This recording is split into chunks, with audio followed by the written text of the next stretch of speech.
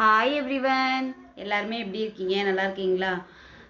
எனக்கு ரொம்ப தலைவலிங்க. அதனால் ஹாஸ்பிட்டல் போயிட்டு எனக்கு என்னன்னு தெரில, ஒரு வேளை கிளாஸ் ஏதாவது போடணுமா அப்படின்னு போய் செக் பண்ணிட்டு வந்தேன்.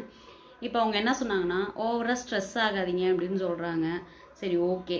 இப்போ வீட்டில் எனக்கு வெங்காயம் இருக்குது, தக்காளி இருக்குது, காய்கறி இருக்குது, எல்லாமே இருக்குது. ஆனாலும் என்ன சமைக்கிறதுன்னு தெரில. காலையில் எழுந்திரிச்சு போய் கிச்சனை பார்த்தா என்ன சமைக்கிறதுன்னு தெரில. நைட்டு படுத்துட்டே யோசிச்சே பார்க்குறேன், என்ன சமைக்கிறதுன்னு தெரில. ஆனால் எல்லாமே இருக்குது, ஆனால் என்ன சமைக்கிறதுன்னு தெரில. இந்த பிரச்சனை எத்தனை பேருக்குங்க இருக்குது? டெய்லி நைட்டு படுக்கும்போது நாளைக்கு காலையில் என்ன செய்யணும், நாளைக்கு மத்தியானம் என்ன செய்யணும், நாளைக்கு நைட்டு என்ன செய்யணும், அடுத்த நாள் காலையில் என்ன செய்யணும், இதே டிப்ரெஷனாக இருக்குது. எப்படிங்க ஸ்ட்ரெஸ் ஆகாமல் இருக்கும்?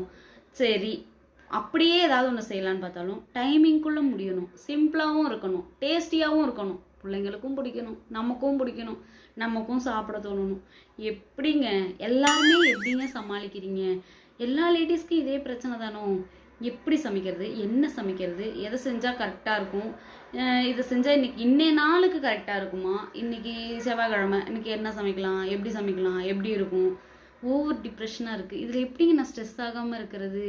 எல்லாருக்குமே இதே பிரச்சனை தானாங்க.